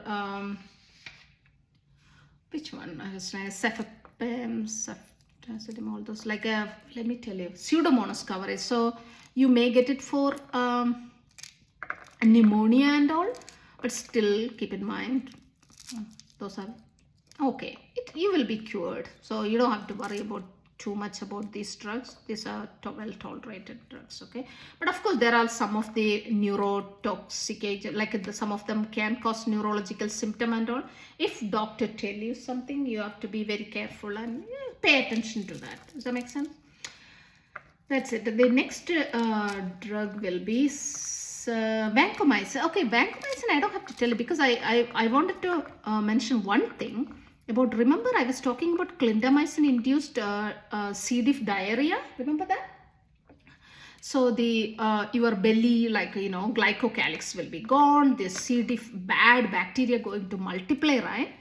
This condition is called pseudomembranous colitis. I don't want you to know all those details, but remember, in that condition, you need to get really a different antibiotic to treat that condition, right? That is one of the drug called vancomycin. Vanco is like a super drug. Does that make sense? Usually people you don't get it for like a little something. No, it's like a really a hospital setting. We're supposed to use that drug, but you may get oral vancomycin if you have this Clostridium difficile, like Clostridioids C.diff diarrhea because of Clindamycin, or I don't know, like a Fluoroquinolone or anything, right?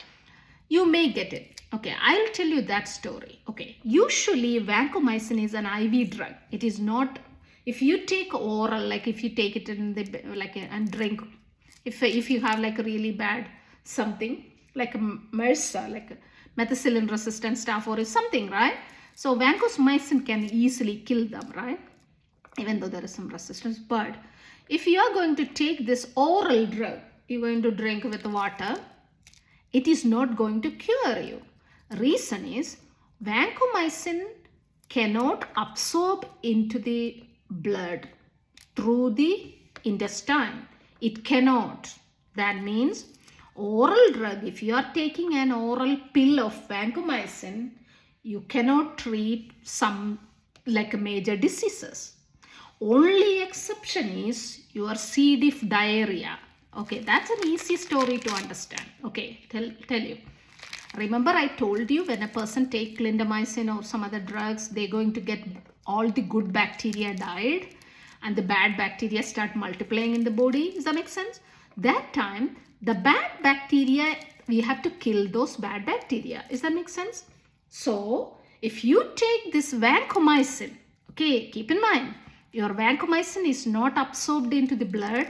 So, vancomycin oral pill, it is going to stay in your tube, digestive system, GI tract. Therefore, it is going to kill all the bad bacteria. Like it can easily penetrate into, you don't have to worry about, but keep in mind, vancomycin, oral vancomycin and IV also, but oral vancomycin can easily kill C.diff bacteria, that bad bacteria in your belly. That is the only reason if you got the vancomycin oral, that is the reason. Please do not save that drug and treat for another disease. This is an important point to remember. This drug is not going to cure, like if you are taking oral vancomycin for any other condition, it will not going to cure you. Please keep in mind. The reason is you cannot absorb vancomycin through the intestine. So if you are taking oral, it's going to only kill your bad bacteria in your belly. Does that make sense? Also, if you don't have C. diff diarrhea, please do not even think about. So therefore, you cannot save that one tablet for another time or something. No, please don't do it. And keep in mind, oral vancomycin can be useful.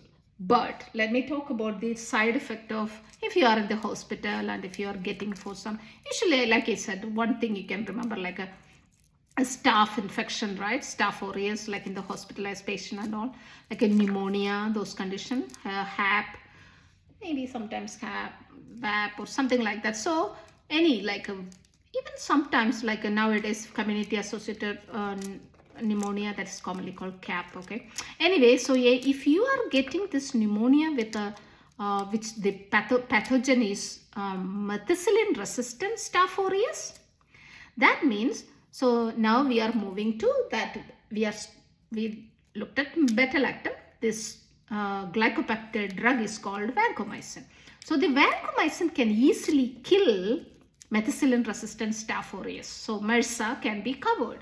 Therefore, if a person get that pneumonia, especially in the hospital, vancomycin, like it's a big molecule, okay? It's a huge molecule if you compare with the metronidazole, but you don't have to worry about all the details, you know. If you got vancomycin in your life, it's saved your life, because the doctor was worried about some bad pathogen, so they gave you that drug. That is good, and it saved your life. Okay, very good. But you have to worry about only 3 side effects, like, you know, usually in the students supposed to learn all those, but for common man, because it is given in the hospital setting, you don't have to worry about that at the home, because it's almost always, it will be a immediate reaction. First one called red man syndrome. I'll tell you, usually nowadays doctors give you, if a patient has given like supposed to get the vancomycin, they can give antihistamines so that the red coloration in the skin, it's actually start deposit. Like, you don't have to worry about vancomycin molecules going to deposit in the skin, especially in the torso, neck and face. So this is called red man syndrome. You look like a red man. Does that make sense? So red man syndrome, it's like, actually you don't want to like a politically correct terms, right? That is the reason nowadays we talk about vancomycin associated flushing. You know what I'm saying? So those are the terms. There is a lot of new terms available, but if you read somewhere about red man syndrome, this is what happened. The drug is going to accumulate, so that's why. So it will be flushing out, and once the drug removed from the body, you will be fine. So you don't have to worry about anything about vancomycin story. Does that make sense? But the only problem, why sometimes or most of the time doctors don't use vancomycin. Vancomycin can like kill a lot of pathogens, right? Positive, gram-positive. Because it's a big molecule, it cannot get into the gram-negative bacteria, okay? Pores, through the pores, that's the reason. Anyway, why don't they use it always? The reason is it can cause adverse effects. So there is a bad one. So adverse effects, that were 2 of them. Okay, why that is like a really serious one? Now I'm going to get into the serious drugs, the common drugs. Oh, maybe I will talk about CPAC, Azithromycin next, but let's talk about the vancomycin. The problem is, this is a serious adverse effect and it can be irreversible. Okay, that is another thing. Now, until now, we never talked about irreversible conditions, right? Irreversible means once you get it, you're gonna live with that. Does that make sense? That is the dangerous conditions. Like, for example, like sometimes I will make a cancer drug video. Like one of the typical example I'll tell you, right? Like there are drugs like bleomycin, doxorubicin. Like there are a lot of cancer drugs, right? Maybe next video, if you want it, you give me a comment, I'll make a video. Okay, so one example, like a doxorubicin, if you take, it's going to irreversibly damage your heart. Does that make sense? You're gonna, of course, the dose you are getting is not tolerable, so you don't have to stop taking that medication. Please don't. Do not do that, because especially if somebody has cancer, and if especially someone's like really bad condition, some bad bacteria in your body, if the doctor is prescribing you your medication, oh, please don't even think about not taking that medication, because it can be deadly. Therefore, I advise you to always take your medication. It's very important. But if you understand what is behind it, you will be happy and you don't worry about it. But let's talk about vancomycin first, right? Why I talked about cancer drug is they can create some irreversible adverse effect if you take like a long time, high dose, right? Similarly, vancomycin in long term, high dose, people can get irreversible ototoxicity, and ototoxicity means you will lose your hearing, right? Like you have cochlea inside, like this can damage your cochlea's nerve endings and all kind of thing. Don't worry about the details. But why doctors always are very careful about this drug is, if you are getting this IV vancomycin, it can damage your ear and also the kidney. So there are two organs. Second one is nephron in the kidneys. So if a person don't, it's like, but ototoxicity is truly irreversible. People can lose their hearing. And of course, this renal toxicity, usually if a person experience that and if you stop the medication, people can not that dangerous, but still keep in mind there are two side effects about the vancomycin. But the third one, I was talking about the first one, right? Most common Redman syndrome or vancomycin associated flushing syndrome. When doctor give you the antihistamine, it will be gone. So you don't have to worry about that. But ototoxicity and nephrotoxicity, that means ear. Ototoxicity means hearing loss, and also about the renal failure, like a kidney damage. Those can lead to irreversible. So that is the reason that is another point. I was not planning to explain that one here, but still I would like to mention here.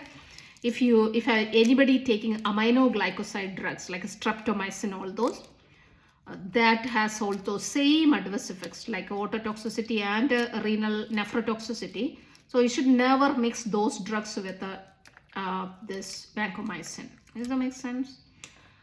That's going to be dangerous, because if you are adding like irreversible adverse effects, right? Like two drugs with the same side effect, oh, you can guarantee that you will lose the organ. So we don't want that. Therefore, doctors already know that they will never give you those. So keep in mind. If anybody try to self-treat or something, you get into big trouble. Please do not do that, okay? Okay, so that's a vancomycin story, but keep in mind, oral drug doctor give you only to treat that bad bacteria in your belly, that is Clostridioides difficile. Only that, I don't know how many, I don't want to talk about those or anything, but keep in mind, that is the only time you will take oral. Otherwise, you don't have to worry about. So let's move on to next drug called Macrolides, okay? Okay, until now, the penicillins and cephalosporins, metronidazoles, and vancomycin, all those are bactericidal. That means metronidazole kill the bacteria by killing the DNA, but the vancomycin also kill the bacteria by targeting the cell wall, okay? So they are bactericidal. You can guarantee that they're going to kill the bacteria. Does that make sense? Bactericidal. The next two, then we will be done, okay? Then the macrolide. Macrolide is a well-tolerated drug, usually not a first line. The reason is nowadays there is a lot of resistance. That means bacteria going to grow, outsmart the pathogens and leave. That's a reason try to avoid. But let me talk about that. There are three drugs, like commonly you heard about azithromycin and clarithromycin, right? Azithromycin is the commonly used one because well tolerated comparatively. That's erythromycin was the first line drug, first generation drug, like old drug. Nowadays nobody going to prescribe. Especially erythromycin acetylate can cause like really bad for the pregnant women. That's like no. And another thing, like normally if you get like, because there is, if you may get some, still you may get those drugs for different indications. If the doctor give you, there should be a reason for that. But erythromycin has a side effect that is actually GI distress. But keep in mind, erythromycin-induced GI distress is actually different than other drugs, right? So one of the reason is in your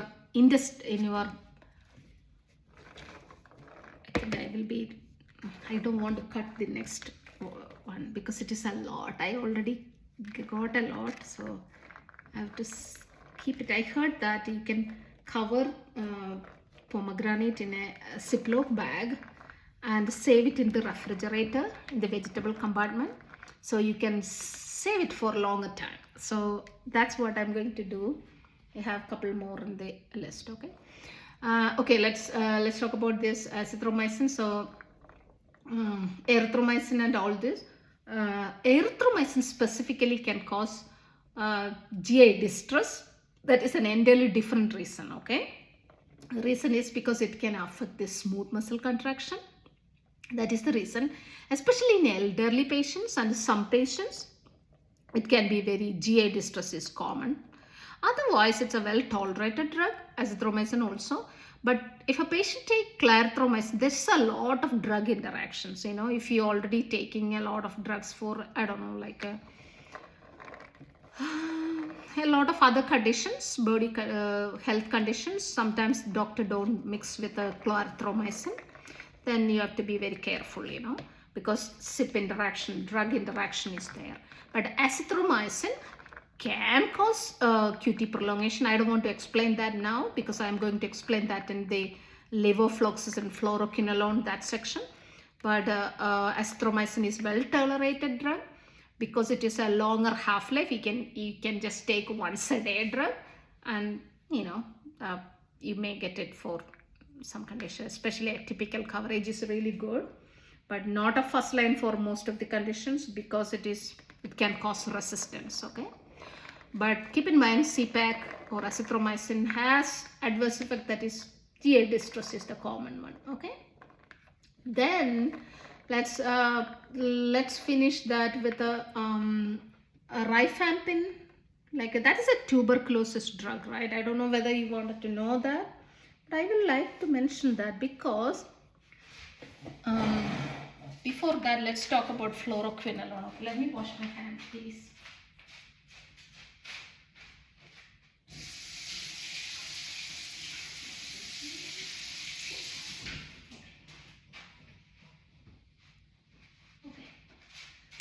So hopefully you can hear me. Let's talk about the fluoroquinolones. Okay, fluoroquinolones, you know, that is the levofloxacin, moxifloxacin, ciprofloxacin. I know it is a very toxic drug. Of course, all these drugs are toxic, but some of the diseases we don't have any other choice. Does that make sense? So you have to have these certain drugs. It's a very broad spectrum, widely prescribed drug. Because it is really causing really dangerous condition, doctor don't give you if it is really indicated. Especially like you don't want to worry about sometimes because even if they prescribe if it is unwanted, the insurance will not approve, you know. That is the reason, like doctors are very careful nowadays, like it is not like a go-to drug for most of the thing, but for some conditions, for example, levofloxacin and moxifloxacin are called respiratory fluoroquinolone. That means a person, if they have a specific type of pneumonia, you're gonna get that drug because you don't have any other choice. Like, you know, maybe you may not have any other choice, so you need to get that. Same about the like a urinary tract infection. Of course, different infection treated with a hospital setting or in the you can go home with the oral drug. It is available, well tolerated and absorb very well. It can kill a lot of pathogens. That's why doctors used to prescribe a lot. But now FDA have specific warning. That's what I wanted to talk about, okay? So that is a really, really dangerous one, okay? So this drug, why people trust with this drug is, we can guarantee that you can kill the bacteria because this is a bacterial DNA targeting drug. It is a bactericidal drug. It can chop the bacteria like really well because it will go and bind to the bacterial DNA and kill the bacteria. You can guarantee that you can kill it. Okay, so that's the reason if the patient is really serious, severely ill, they're going to keep. And also for the first line, only some of the, there is no other treatment choice, then you have to get that drug. Does that make sense? So if the doctor gave you, there should be a reason. Please understand. But I want you to be very careful about this drug. So this drug has a lot of list of adverse. I have like about, 5 or 7 I can tell you. Okay. Remember I was talking about common adverse. So let's talk about that and let be done. Very common one like a phototoxicity. Remember in the doxycycline I told you when you take, don't expose to sun, right? Similarly, don't do that with the fluoroquinolone. You may be asking why. Like, okay, understand. Fluoroquinolone, it is a fluorine containing drug. Fluorine is toxic agent. Does that make sense? It's not like nitrogen. Like you don't need that in your body. But it is a drug which to kill your pathogen in your body. So fluorine containing drug. When it exposed to ultraviolet rays, it can cause that modification. Does that make sense? So you don't need that halogenated compound damaging your skin cells and get your phototoxicity. That is the one common one. Okay. People can get it commonly GI distress also, and also they can get c.diff diarrhea. Clostridium difficile diarrhea can be in some patients, right? But not like always. Keep in mind, if it is a very long dose, then only like they can get it long course and a high dose, those kind of thing. But keep in mind, those common adverse effects are there. But in addition to that, whenever you take this medication, very important point to remember is, I am sure doctor told you, but if you didn't pay attention, pharmacist or like, nurse or somebody told you, I want you to pay attention now, because you should never mix this drug with the antacids or like iron tablets or some other components. Does that make sense? Because if it is taken with the divalent cations, especially like a ciprofloxacin, right? This drug and the divalent cation going to bind and form adduct, like a, it's interact and form a, complex, right? Inside your belly. When a person take this fluoroquinolones, that means all the drugs end in that floxacin, right? Floxacin, ciprofloxacin, levofloxacin, moxifloxacin, but mainly ciprofloxacin. Ciprofloxacin, about 50% of the drugs can aggregate into this adduct with this divalent cations and deposit in your belly. That means it will not be absorbed into your blood. That means if a person is taking for some disease, and it will not be cured. Therefore, you should never mix that with antacids. That is very important, like calcium carbonates and all kind of things, divalent cation, magnesium, all kind of things. Keep in mind, that is an important point because you have to pay attention. Like I said about the phototoxicity of the doxycycline, that's a major one. Similarly, phototoxicity is there here, but main thing is, do not take antacids or any other divalent cations, iron tablets or anything when you eat this medication like together. If you are taking, it's going to stay in the belly. It will not be absorbing enough. That is a big thing for this drug to take care of. Does that make sense? Then you can of course eat a lot of probiotic like a curd, yogurt, all kind of thing, like pickles, all kind of thing that will be helping with your diarrhea. Of course, if it is severe, you have to contact your doctor. But another thing is 3 major points to remember. That is like really deadly, like a severe adverse effect, right? That is a black box warning, and like it is an FDA drug warning. That is the reason I wanted to keep in mind. Those 3 are chondrotoxicity. Chondrotoxicity means your cartilage and tendons, right? Tendon rupture. That is a big deal. I'll tell you the reason. In your body, you have specific cells called tenocytes, right? Like, tendon producing cells. Just remember that. It's like a type of fibroblast cells. You don't have to worry about those. But these cells, these drugs can accumulate, right? It can absorb. And inside, it can actually like damage all these, like a degradation of tendon matrix. And also, tenocytes are the one making this tendon, right? All these original molecules are going to damage and disintegrate, so that it can lead to tendinitis, tendon rupture, like a joint pain, like a swelling, joint swelling, all kind of things are the result. But Achilles tendon rupture, Achilles, your heel area, right? The big one. If without that, you cannot walk. Does that make sense? So that is a big one. And also your aorta, your blood vessel, your big blood vessel coming out from your heart, right? That is the blood vessel carrying blood to all the major organs, right? Below the heart level. So the aorta, sorry, not beyond, below and above, right? Like all these going to supply, aorta will supply, give branches and give blood to every organ, right? But keep in mind, the aorta wall is made up of, the blood vessel wall is also made up of a lot of this the collagen, right? That same collagen going to be like a rupture, so that it can cause like it's called aortic rupture, because it can increase the cell matrix degrading metalloproteinases. You don't want to know all those things.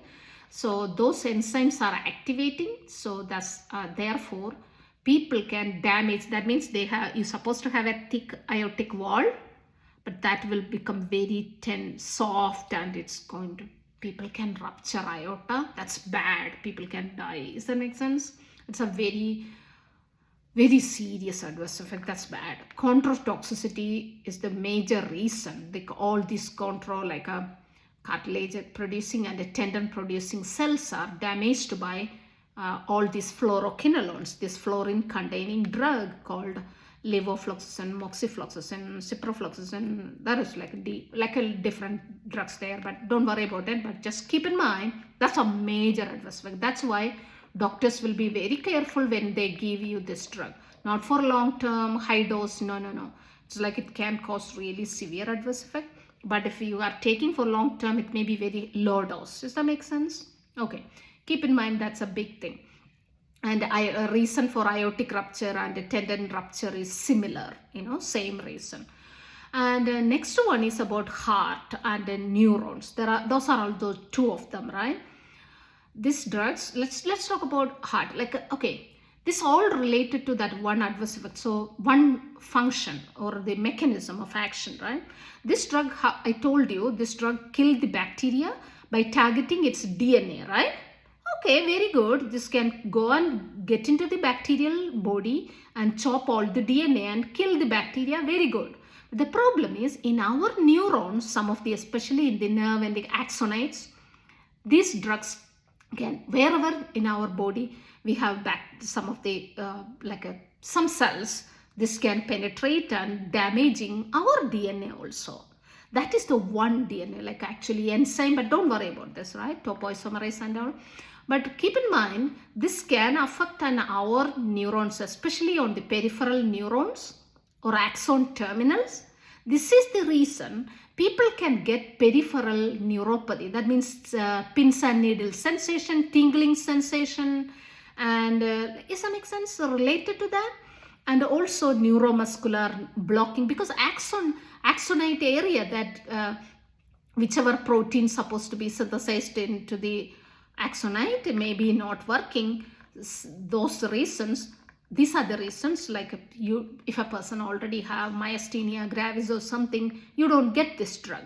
The doctor will never prescribe fluoroquinolone or levofloxacin, moxi or ciprofloxacin to those kind of patients, because you already have danger. And if you add this drug, it's like really like very bad. Okay.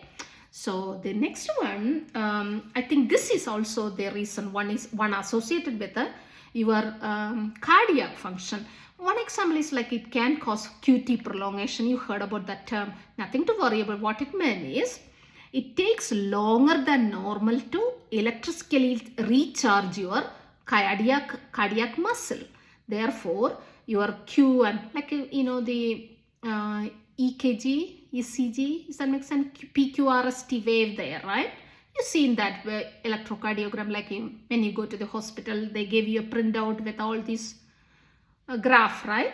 So there is a specific distance between that because your heart is functioning well. But if a person take this drug, some patients it is very, very prominent, especially if you are adding another drug which is cause QT prolongation. And if you are adding this drug with that, it is like prominent. That means your Q to T intervals get too long. This can cause deadly arrhythmias, right? That's not good. Your heart, it's really bad for your heart. That's what it's basic information. Does that make sense? You understand common adverse effects are GI distress and phototoxicity. But antacid, like do not mix with antacids. If you are taking this medication, please do not mix with that because you'd get only very less absorbed into the body. That's bad for your body, right? Does that make sense? It's only going into your intestine and causing the adverse effects in the intestine, but not taking into the body. That's not good either. But the serious adverse effects are like in the tendon and joints problems, and heart and peripheral neuropathy, right? Those are the things, right? So this is a halogenated derivative, like a big drug, big thing to remember, because this is like a serious drug, and sometimes if you have to cure the patient, we have to you have to cure, so you have to cure your illness, so the doctor will give you. Otherwise, not, it's like a very restricted nowadays, like people are thinking about it worldwide. Fluoroquinolones or all these drugs, this group of drugs are very dangerous. Keep in mind, okay? And then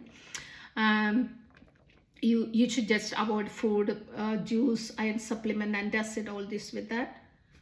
That's a one point I wrote it down because in case if I forget, I have to tell you. And now we can finish with the last one, Rifampin, the tuberculosis drug, okay?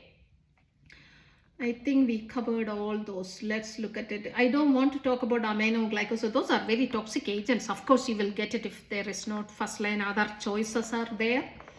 Aminoglycosides can cause, similar to vancomycin, you can get ototoxicity and nephrotoxicity. That means your ear and nephrons, right? Like kidneys. But trimethoprim sulfamethoxazole is a drug which can cause liver injury also, like a drug-induced liver injury called DILI. But mainly like they can cause sulfur. They have sulfur. Does that make sense? Sulfur.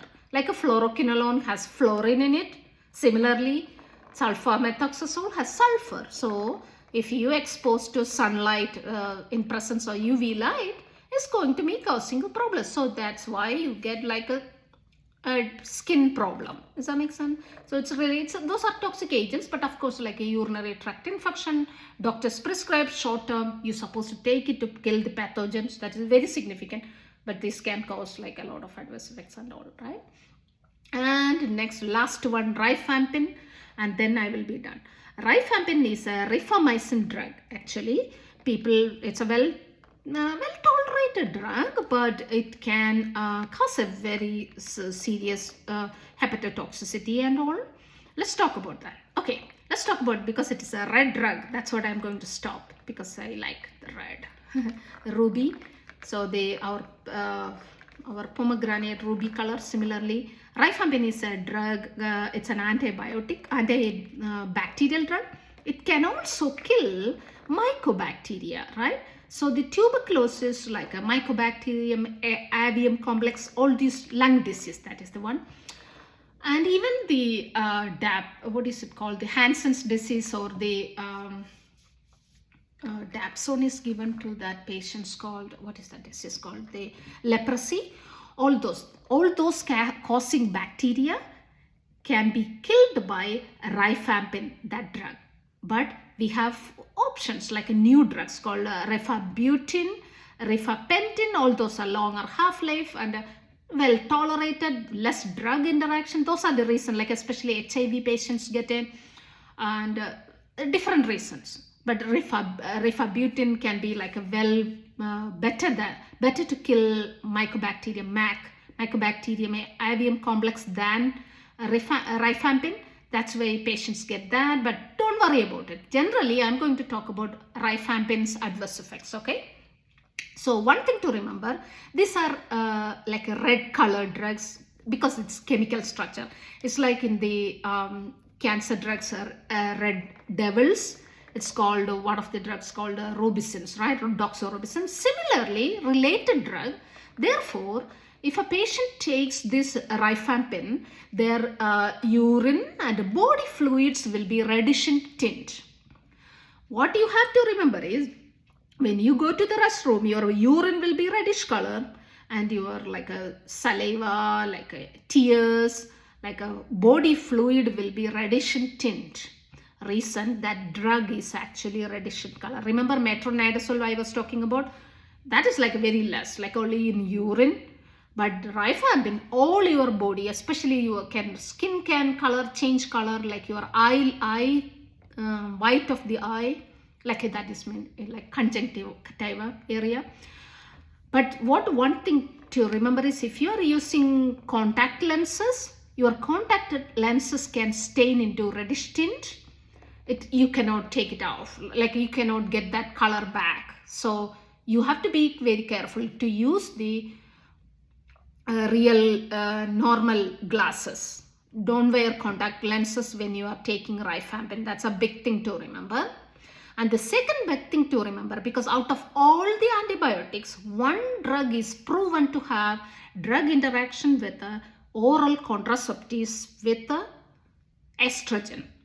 You know what is oral contraceptive? I have to make one video about that. I'm planning to make, I don't know, upcoming video is like a contraception and oral contraceptives, all kind of things. Okay, maybe I'll before or after that breast cancer drugs section, I will make that video. So those are my two videos I'm thinking about making. Anyway, so because I know those kind of things a lot, so it would be useful for you guys. Does that make sense? That's why. Okay, so let's talk about the rifampin story.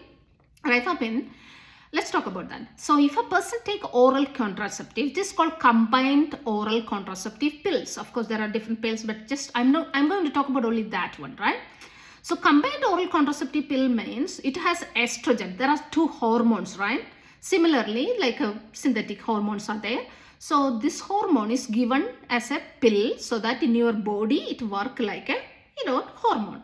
So estrogen and progesterone. So in progesterone very less, but the estrogen is metabolized in your liver. That means after the estrogen work in your body, your liver is going to chop down estrogen and take it out, right?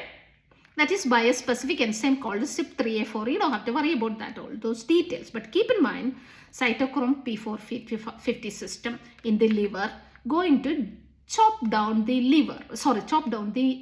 estrogen, right? But the problem with the rifampin is a drug which is a tuberculosis drug.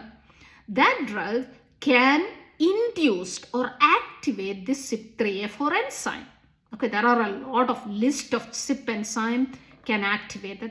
Maybe I should make a tuberculosis video sometime later, but just keep in mind a lot of drug interaction there with the rifampin. But one primary thing is proven that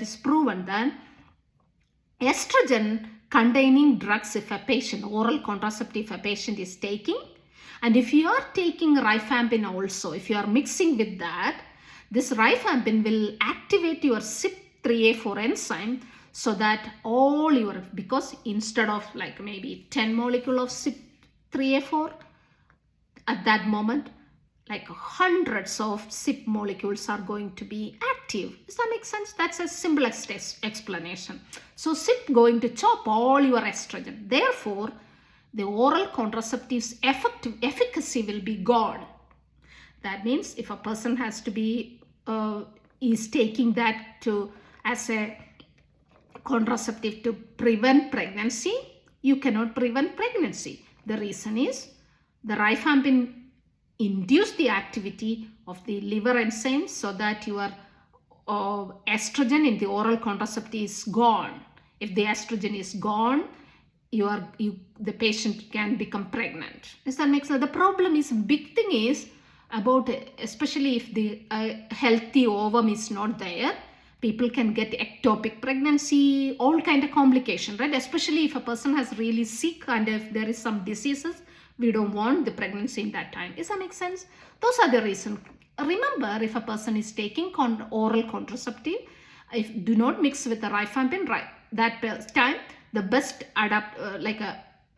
precaution is use the regular, like the other contraceptives,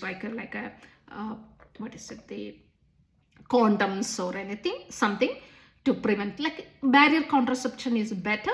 So keep in mind to use that, so that you should avoid that. Does that make sense? So that is a big one. The next one is, that is a drug interaction. Every female patient who takes oral contraceptive should remember, because if in accident, if you are taking rifampin, it's a big thing. And urine and the contact lenses, if the person is taking contact lenses, you remember that. And the last one is, people can get jaundice, okay? Because that's a story related to bilirubin. Does that make sense? So normally in your body, every time you have RBC, when it is breaking down, you produce a lot of bilirubin in your body. It's going to remove through the urine, everything is fine. But rifampin can interfere with this bilirubin production. You don't have to worry about the details, but keep in mind, the accumulation of this yellow colored pigment in your body can cause jaundice. But later, like if a person takes the rifampin for a long time, like a high dose can cause like a liver injury, hepatic injury, okay? But keep in mind, sometimes tuberculosis and all these pathogens are deadly, right? We need to get rid of those pathogens. That is very important. If you don't treat, person going to die with the tuberculosis. To avoid, FDA recommended, CDC recommended, or there are certain rules. You're supposed to take this drug for 4 months, 6 months, those kind of things, right? We don't want to talk about that detail, but keep in mind why you are getting these drugs for a long time is, some of the bacteria like Mycobacterium, they grow very slowly. Like I said, normally bacteria divide every 20 minutes into 2, 4, 8, like that, right? In 1 hour, you get like that many number. But Mycobacterium is a very slow growing bacteria. If you compare, like I compare them with not dinosaurs, what is it? The crocodiles. Does that make sense? They like really old, very slow moving thing. So similarly, keep in mind, this bacteria can actually grow very slow. Therefore, you need to take long time. The drug supposed to be taken by the patient for longer time to kill all the bacteria from the body. That means if the drug is going to kill only the dividing bacteria, and if the bacteria is sleeping in your body as dormant stage, the drug cannot get into the body. Does that make sense? But luckily, rifampin is different. Rifampin can even get into dormant stage also. That's very good. But the dose they are giving you, the doctors prescribing the dose, that is very tolerable and indicated to kill all the bacteria from that. So what happened is, this bacteria can hide in your lungs and body parts and just stay there dormant for long time. Does that make sense?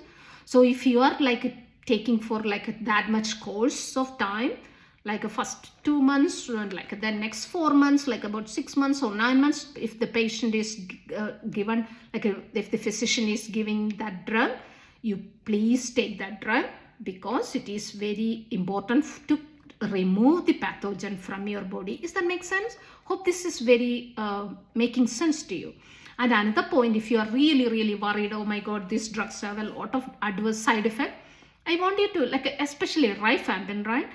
Tuberculosis drugs, you can go to CDC website, cdc.com. Go there and go to just search their tuberculosis drugs, Rifampin. They give all the instructions.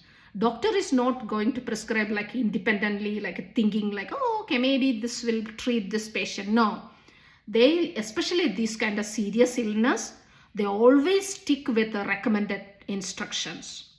So whatever CDC recommend, that's what they are going to prescribe. Or WHO, if you are from another country, WHO or any other like your organization, they are the one giving you the instruction. If a patient has this one, treat this one. This is well proven medications. So that's why you are getting this medication. And please understand, this will be very helpful for you. I don't want you to worry about like, okay, maybe it is too dangerous, so I am going to stop taking. No, especially these diseases are very dangerous. Therefore, please always consult with your doctor and then take decision. Does that make sense? Do not take your own decision by Googling or reading some other people's, like, because all our body is different. Our body is different and unique, right? It's like your character, right? Like that, our cells are different. All the cells, enzymes, our system, everything is different. Therefore, every patient, not a similar adverse effect or tolerability will be there for two patients. Everything will be unique to everybody. Does that make sense? I think I covered most of the generally prescribed antibiotics throughout the world and, in United States and all over the world. Hopefully this video will be helpful for you guys. I know I wanted to make like a more systematic video, like maybe with a PowerPoint or something. I can do that when I get time sometime in future. But hope this is helpful. I want you to understand, if you are getting a medication, it will be some diseased conditions. Please make sure to take intelligent, wise decision. Please do not mess up and, if you can get rid of that pathogen or bacteria, like within like days or weeks or months, that's good. Like you don't have to worry about that again. Does that make sense? So therefore, this will be very helpful. I think I had this paper here. We covered all these antibiotic associated diarrhea by clindamycin adverse effects. We discussed doxycycline, discussed metronidazole, we discussed amoxicillin, like cephalosporin, like a ceftinir, like cefapim, all kind of drugs. Vancomycin, we didn't talk about that. Like we discussed that, like vancomycin oral can be killed. We use it only for C.diff diarrhea, right? And azithromycin, that's a macrolide, and fluoroquinolone, the big drug, right? These are like kind of, what do you call? There is a term called, I forgot, like, there's too many things in my brain to remember, but I think this is it. So hope this is helpful and all the best and bye-bye. Okay, let me know if you enjoyed this video in the comment, and if you like me to make another video, please give me a comment and please subscribe and share. I would love you to subscribe my channels, and I would like to see some more subscribers in my channel, and I appreciate it. Okay, thank you so much. This is a long video. I always think about making short video, but that doesn't make sense. I would like to explain everything to you, whatever I know. Otherwise there is no point. You have so much information in YouTube, so you get all those from others. So hope that whatever I explain to you is very useful for you. And yes, yeah, go eat your yogurt and all these pickles and everything, and eat pomegranate also. That is also helpful for your feeding your colon bacteria. So and another 2 points I can clarify from the previous pomegranate video. That one point I forgot. Actually, I supposed to give you an explanation there, but I forgot what it is. Okay. So one point is about the pharmaceutical companies I was mentioning. I didn't give you because I was just talking about one point only, but I would like to give you that explanation because I was talking about if a person take pomegranate like every day a certain quantity every day, it will be good for your body. But I was talking about pomegranate. They were making like a pills and the juice and all kind of things, right?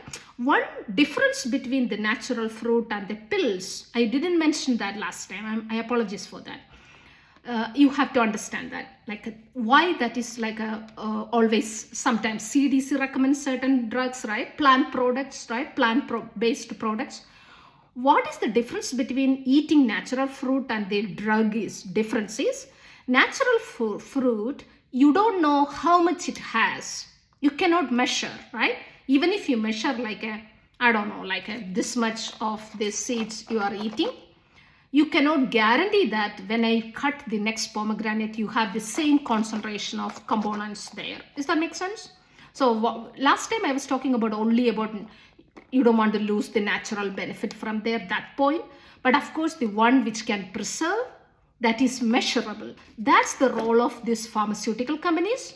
They will actually measure and give you in a tablet. Does that make sense? That's a big difference. I want you to understand why you are taking certain, pills and what is the benefit. Like it is measurable, measured amount you are taking. Okay?